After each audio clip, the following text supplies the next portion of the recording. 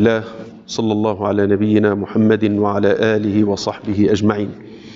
الإمام البخاري ele citou hadith no livro das mesquitas, hadith Mahmud ibn Rabi', companheiro do profeta Muhammad sallallahu alaihi wasallam, narrou que Itban ibn Malik, dos companheiros do profeta Muhammad sallallahu alaihi wasallam, estava com o profeta Muhammad sallallahu alaihi wasallam na batalha de Badr. Veio até o mensageiro de Allah e disse: ó mensageiro de Allah, a minha visão ficou fraca e eu lidero o meu povo na oração. E quando faz chuva forte, o vale que está entre eu e eles, entre a casa dele e a mesquita que ele rezava com eles, transbordava e me impedia de chegar para liderar eles na oração. E eu desejava que o mensageiro de Allah que me visitasse na minha casa para orar num local, para ser um local de adoração. E o mensageiro de Allah disse: eu farei inshallah. E o profeta Muhammad sallallahu alaihi wasallam disse Utban,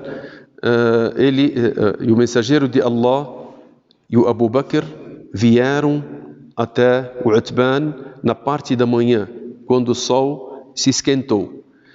E o mensageiro de Allah foi perguntando para o Utban, pediu permissão e pediu para o Utban para indicar o local onde ele iria rezar. Queria que o profeta Muhammad sallallahu alaihi wasallam rezasse, porque eles queriam tomar aquele local como um local de oração. Eles queriam que o profeta Muhammad sallallahu alaihi wasallam orasse naquele local para abençoar aquele local e para ser indicado como uma parte da sua casa para oração. E ele não sentou até entrar em casa e disse: onde quer que eu ore na sua casa? Eu apontei para o lado da casa e ele levantou e iniciou a oração com takbir e levantamos atrás dele em fileiras. E praticou o profeta Muhammad sallallahu alaihi wasallam 2 rak'ah e os seus companheiros praticaram atrás dele as 2 rak'ah. E fez o taslim. Depois o Utban ele disse: e seguramos o profeta Muhammad sallallahu alaihi wasallam para comer conosco uma khazira. Khazira é uma sopa de carne com farelo, que preparamos a ele. E ele disse, e se ajuntaram, o Utban está falando, e se ajuntaram vários homens do bairro na casa do Utban, quando souberam que o profeta Muhammad sallallahu alaihi wasallam ele estava presente ali. E dentre eles, um homem perguntou, onde está o Malik ibn Dukhshun? Uma das pessoas que estava faltando e era do bairro. Algumas das pessoas disseram: ele é hipócrita, não ama Allah e seu mensageiro. O mensageiro de Allah, ele disse: não diga isso. Por acaso não ouviu dizer La ilaha illallah, Muhammad Rasulullah, não há outra divindade além de Allah e que Muhammad é seu mensageiro, querendo com isso a sinceridade com Allah? O homem disse: ó mensageiro de Allah, mas nós conhecemos mais, onde percebemos que ele e o seu destino e seus conselhos está mais junto com os hipócritas do que conosco. O profeta Muhammad sallallahu alaihi wasallam ele disse: Allah proibiu o fogo do inferno a quem disser La ilaha illallah, sendo sincero nela com Allah. Esse hadith nos mostra algumas regras. Dentre as regras, que o profeta Muhammad sallallahu alaihi wasallam permitia que as pessoas tivessem um local de oração dentro das suas casas. Isso é aconselhável, que a pessoa tenha um local específico para praticar as suas orações. Isso com certeza ele não estará no lugar de uma mesquita. Nas orações obrigatórias para os homens, aquilo não estará no lugar a pessoa chegar e falar: eu tenho uma mesquita dentro da minha casa. Então, no lugar de rezar o Fajr na mesquita, eu rezo dentro da minha casa, junto com a minha família.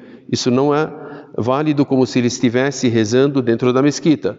A validade dessa oração é válida por 10, na mesquita por 27. E se a pessoa estiver próxima à mesquita, ele deve vir na mesquita, é um dever, obrigação. E não ficar em casa mesmo tendo um musalla. Isso para os homens.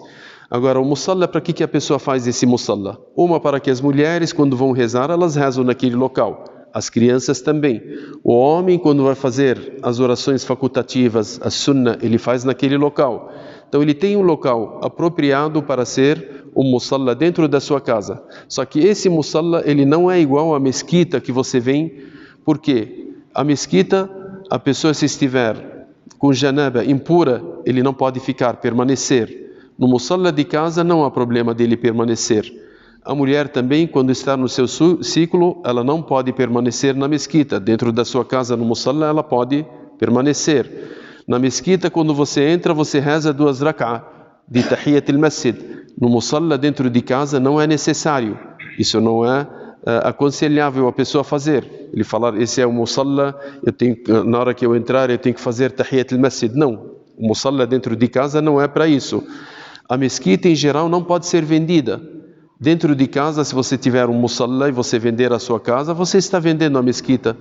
Ou se você quiser ampliar a sua casa e ampliar aquele local, não há problema, porque não é considerado como se fosse uma mesquita. Então, é um local de adoração que a pessoa faz dentro da sua casa, isso é aconselhável. E o profeta Muhammad sallallahu alaihi wasallam incentivava os seus companheiros a fazerem isso. Também uma outra questão que nós aprendemos, que nós poderemos rezar as orações facultativas, que seriam sunnah, fora de Ramadã também, em conjunto. Como o profeta Muhammad sallallahu alaihi wasallam, quando entrou na casa do Itban, ele foi fazer 2 rak'ah e as pessoas ficaram atrás dele e rezaram atrás dele. Então isso nos indica que poderemos rezar uma sunnah em conjunto também. Uma outra questão também, que o Itban, depois que o profeta Muhammad sallallahu alaihi wasallam ele rezou no local, ele preparou uma comida para ele, uma comida que o profeta Muhammad sallallahu alaihi wasallam gostava. E assim os companheiros do profeta Muhammad sallallahu alaihi wasallam, eles sempre faziam tudo que agradava ao mensageiro de Allah subhanahu wa ta'ala. Também esse hadith nos ensina que a pessoa que disser La ilaha illallah é uma pessoa que nós deveremos considerá-la como um muçulmano e não poderemos julgá-lo como um hipócrita ou que não seja muçulmano. Uma outra questão também, que nós deveremos nos afastar das pessoas que praticam os pecados, porque aquela pessoa que seria Malik ibn Duhayshin, que as pessoas disseram, ele é um hipócrita. O profeta Muhammad sallallahu alaihi wasallam disse não, ele é crente em Allah. E o profeta Muhammad sallallahu alaihi wasallam sabia, porque Allah subhanahu wa ta'ala citou para ele quem eram os hipócritas e quem que não eram. Então esse Malik ibn Duhayshin, ele não era dos hipócritas. Só que porque ele andava junto com os hipócritas, as pessoas imaginavam que ele que fosse deles. E o profeta Muhammad sallallahu alaihi wasallam confirmou que ele não seria, porque ele disse La ilaha illallah com sinceridade. E Allah subhanahu wa ta'ala não mostrou a ele que esse seria um dos hipócritas. Isso nos mostra que se a pessoa andar com pessoas não adequadas, as pessoas que cometem erros e pecados, ela pode ser taxada como eles, ou pode ser distinguida como essas pessoas. Então nós deveremos nos afastar daqueles que cometem os pecados e andarmos sempre com aqueles que são devotos a Allah subhanahu wa ta'ala. Esperamos que Allah subhanahu wa ta'ala nos ensine aquilo que nos beneficia nesse mundo e no outro mundo. Sallallahu ala nabiyyina Muhammad wa ala alihi wa sahbihi ajma'in walhamdulillahi rabbil alamin.